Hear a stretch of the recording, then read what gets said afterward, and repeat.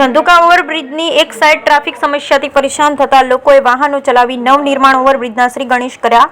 Dhandhuka overbridge અંદાજે 60 કરોડ ખર્ચે આખો ઓવરબ્રિજ નવનિર્માણ પામશે। નવનિર્માણ ધંધુકા ઓવરબ્રિજની એક સાઈડ વાહન ચાલકોએ નેતાઓની કે અધિકારીઓની ઉદ્ઘાટનની રાહ જોયા વગર જનતાને વાહનો ચલાવી જાતે ઉદ્ઘાટન કરી નાખ્યું।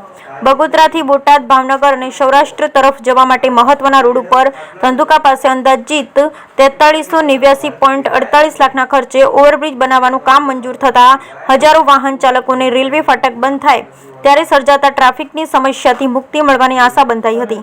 આ પુલનું કામ 2017માં શરૂ થયું અને 2018માં પૂર્ણ કરવાનું હતું, ત્યારે હજુ પુલનું કામ એક તરફ પૂર્ણ થતા તારીખ 16 મે બપોરના 12 કલાકે વાહન ચાલકો માટે ખુલ્લો મુકાયો હતો, જેને લઈ ટ્રાફિક સમસ્યા હળવી બની હતી। આ ફાટક ઉપરથી અંદાજે દરરોજ 20,000થી વધુ વાહનો પસાર થાય છે। ધંધુકા રેલવે ટ્રેક પર ઓવરબ્રિજનું કામ પાછલા 8 વર્ષથી ચાલી રહ્યું હતું।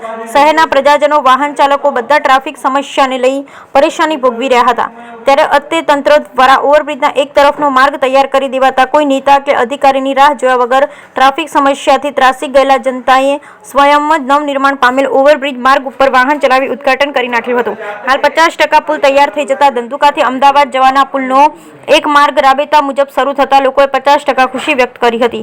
આ ઓવરબ્રિજની એક સાઈડ ખુલ્લી મુકાતા 20,000 વાહન ચાલકોએ ટ્રાફિકની સમસ્યાથી મુક્તિની આશા। બીજી તરફના બ્રિજના કામમાં ગતિ આવશે। આ પુલના કામમાં સ્ટેટ R&B દ્વારા એપ્રોચનું કામ પૂર્ણ થઈ ગયું હતું, પરંતુ રેલવેની હદના કામ માટે રેલવે દ્વારા મંજૂરીમાં વિલંબથી પ્રોજેક્ટ વિલંબમાં મુકાયો હતો। હવે એક બાજુની સાઈડ ચાલુ થતા બીજી તરફના ગર્ડર ચડાવવાના કામમાં ટ્રાફિક સમસ્યા નડશે નહીં, જેના લીધે કામ વહેલું પૂરું થઈ જશે। માર્ગ મકાન વિભાગના આશિલ પટેલ, કાર્યપાલક એન્જિનિયર દ્વારા જણાવાયું હતું, જ્યારે ભાવનગર ભીમનાથ કુંડળ જતા વાહન ચાલકો રાહત થશે।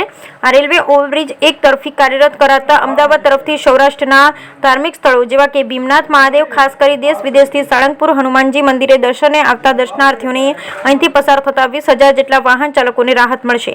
43 કરોડના અંદાજે 60 કરોડ પચશે। આ ઓવરબ્રિજનું કામ વર્ષ 2017માં શરૂ થયું હતું અને 2018માં પૂર્ણ કરવાનું હતું। પ્રોજેક્ટ વખતે ₹4389 કરોડના ખર્ચે અંદાજાયો હતો, પરંતુ તેના વિલંબ થતા ₹60 કરોડનો ખર્ચ થવાની સંભાવના છે। બ્યુરો રિપોર્ટ મહેશભાઈ ઉત્તરા, સુરેન્દ્રનગર।